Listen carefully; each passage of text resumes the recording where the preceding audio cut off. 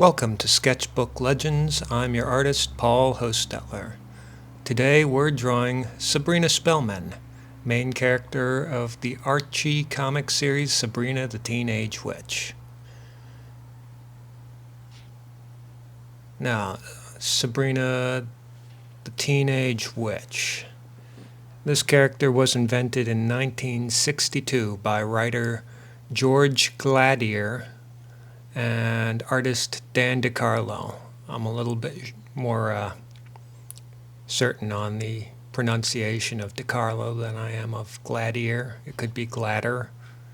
The original version of Sabrina the Teenage Witch was intended as a one-shot for the Archie's Madhouse series, but the character was so popular that the duo made her a regular and gave her a monthly comic book.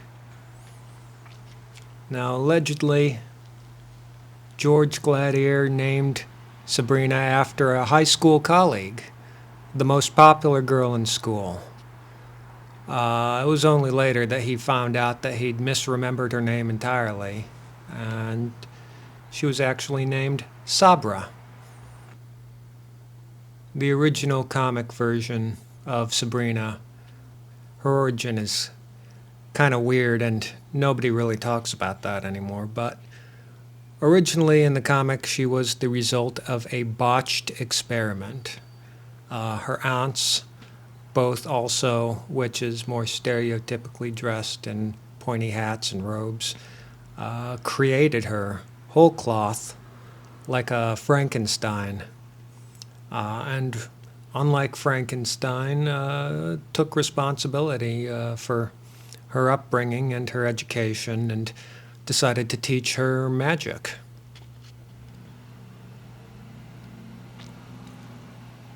I'm drawing her with a little hat, a pointy old hat in homage to that. It seems like the sort of thing a teenage witch in this day and age might actually wear, just ironically.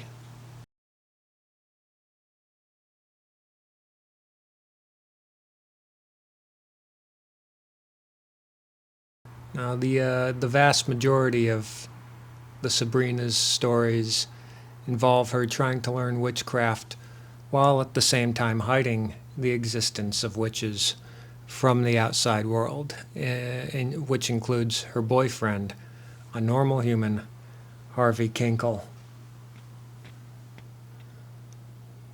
You can see in the pencils there that in this sketch I'm including Sabrina's feline familiar, Salem Saberhagen. Now, obviously, the name Salem comes from Salem, Massachusetts, the site where I think 13 women were infamously convicted of witchcraft. And Saberhagen, so far as I can tell, is possibly a reference to Fred Saberhagen, an American fantasy writer.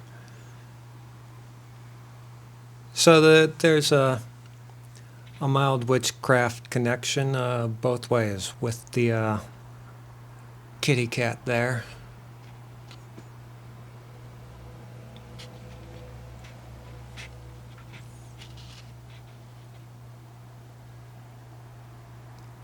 Now the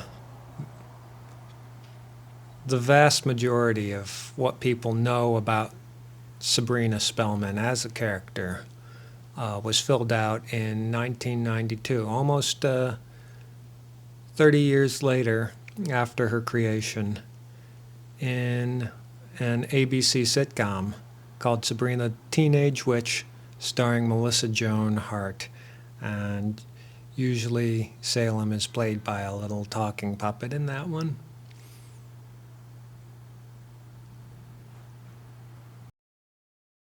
Both the original comic book version and a sitcom version, Sabrina's supposed to be roughly 16 or 17 years old. She's got incredibly undefined magical powers. Usually her aunts are able to make things appear and disappear whole cloth just by snapping their fingers. You can see in my drawing, I've given Sabrina her canonical sort of blonde bob, a little looser because this is meant to be a contemporary take on the character. She's got some studs in her ears and freckles. Very important parts of the character design, since the Archie characters are so stock in the style that they're drawn that, you know, it's the small details that really set each character apart. Betty Cooper and Veronica Lodge from the Archie stories are almost completely identical except for their hair color. You gotta maintain the nuances in order to set someone like Sabrina apart from someone like fellow blonde Betty Cooper. For my version, I've decided to do a little research into what teenage girls are actually into these days. Not being a teenage girl, it's not like I can, summon up the powers of my own experience. But I do a daily commute, and there are a lot of teenagers, riding the metro at the same time as me. So I can sort of find out what's popular in terms of fashion. It seemed to me, at the time at least, that Billie Eilish was big, especially among the subgroups that would more readily identify with Sabrina the Teenage Witch. So I took a little cue from her style playbook. She's been through a couple of phases recently, but the original with the baggy sweatshirts seemed like a direction that might be fun to go, and one that hasn't been previously explored with this character. Now I've tried to pay a little bit of homage in my stylings to the way that Dan DeCarlo drew Sabrina Spellman. Dan DeCarlo's art is what we think of when we think of Archie comics these days, but that was codified in the 1940s by Bob Montana. He's the one who came up with the look of Archie in 1941. He created Archie Andrews and Betty Cooper, and later Veronica Lodge and Jughead and various other characters. The original stories were written by Vic Bloom and created by publisher John Goldwater. But Dan DeCarlo really refined what Bob Montana started, and the popularity of Archie really took off under DeCarlo's art. I'll admit to not doing a lot of research before I started drawing, so I'm unsure if the current version of Sabrina makes hand signals in order to use her powers. So this might be an homage more to Doctor Strange than Sabrina Spellman. Now, in the original comic book series, Salem Saberhagen is an orange cat, an orange tabby, kind of scruffy, kind of cartoony looking. That changed, specifically in the 1992 sitcom series where they turned Salem into a black cat, which honestly just makes a hell of a lot more sense for a witch to have a black cat than an orange tabby. And they changed his backstory too, from just being a stock cartoon cat to a cursed warlock who was forced to take the form of a cat after trying to take over the world, I think. There are a couple of different reasons given for why Salem Saberhagen, the warlock, has been turned into a cat for 1,000 years.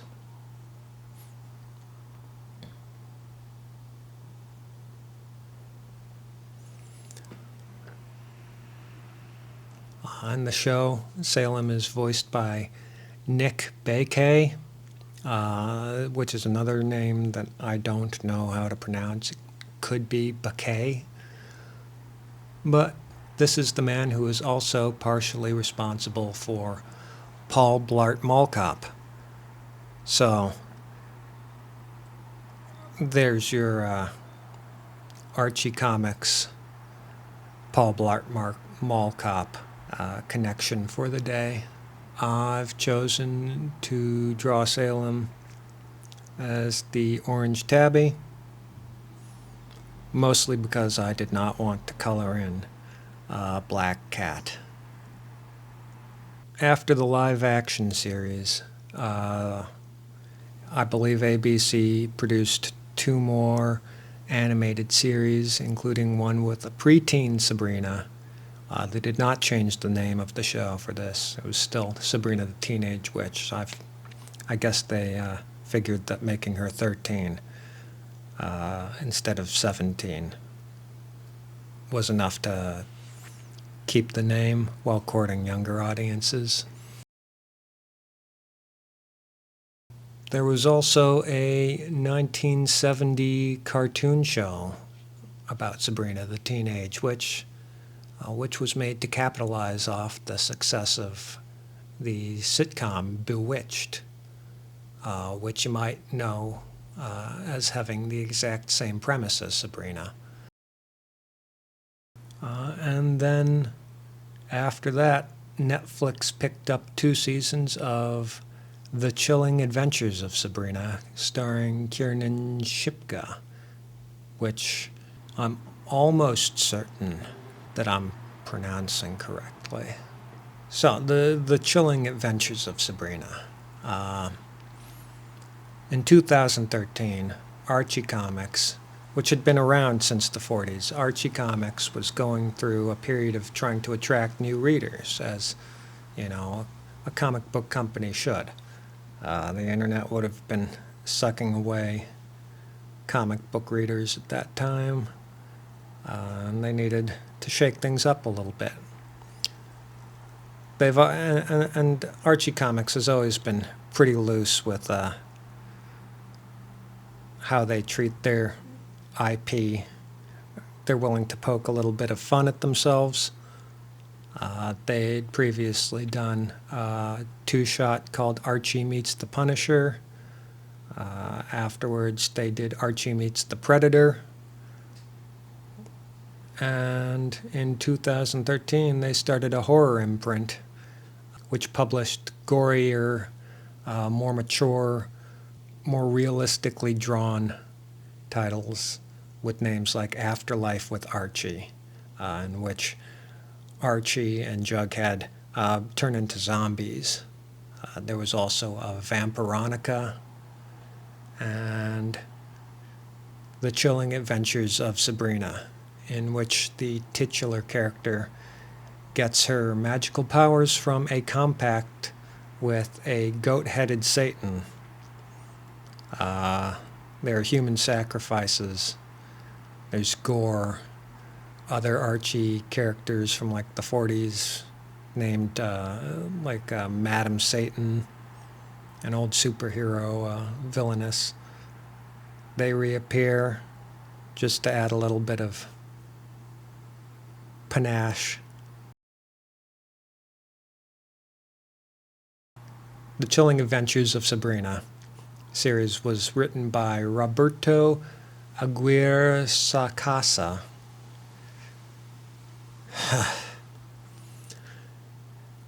And drawn by Robert Hack.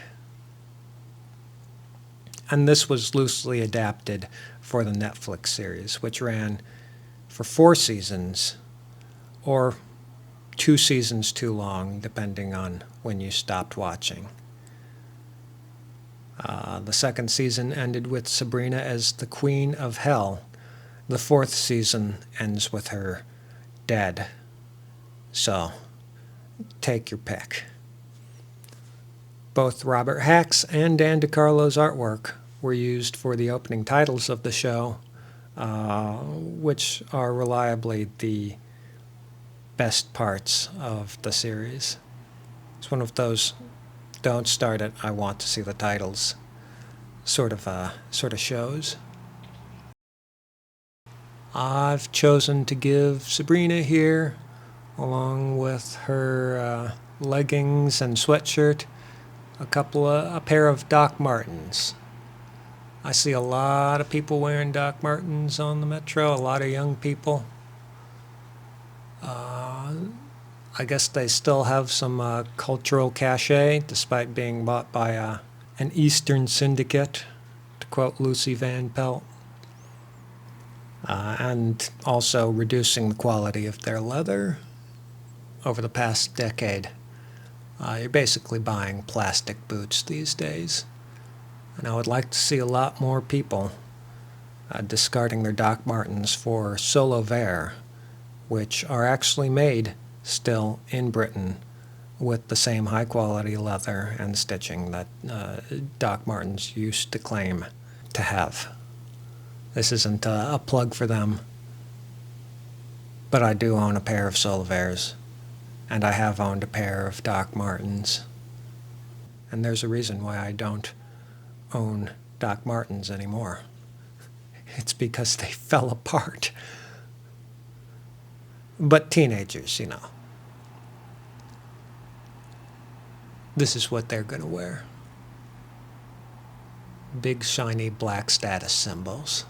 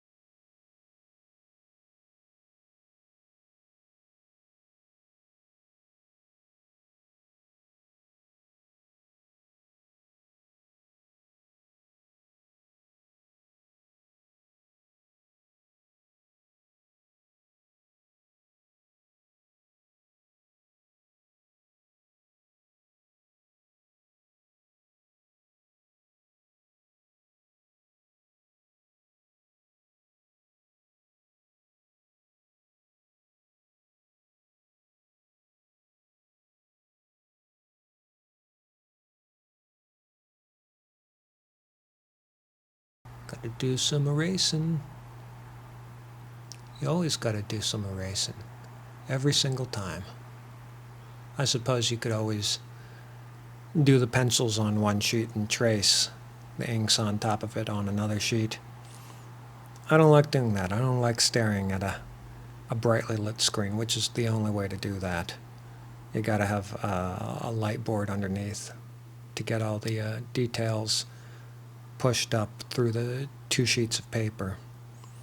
I find it hurts my eyes about as much as computer work. This here is probably me being a little too precious with my design, deciding to make her sweatshirt into a branded school sport sweatshirt. That is, though, in fact, the logo for the local Salem High School, the Salem Witches, which I find grimly hilarious given that there were, in fact, no witches in Salem, Massachusetts at the time of the witch trials. They just killed a whole bunch of innocent people and then refused to admit it for literally hundreds of years because of tourism. So, you know, if we're going to have a teenage witch, why not give her a sense of humor? By the way, did you know that there is a bronze statue of the main character from Bewitched in Salem, Massachusetts?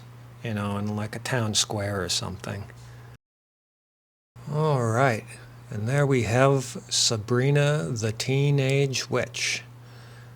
If you liked what you saw today, click the like button. That's the best way to show that you like something on YouTube, is to click the like button. It helps other people who might like the same things that you like. It helps them find the channel, which they would then also like, and you would be spreading joy in the world, and wouldn't that be nice? You can also consider subscribing. That would also bring me much joy, and you would never miss another video. Thanks for watching. Stay sketching, stay legendary. See you next time.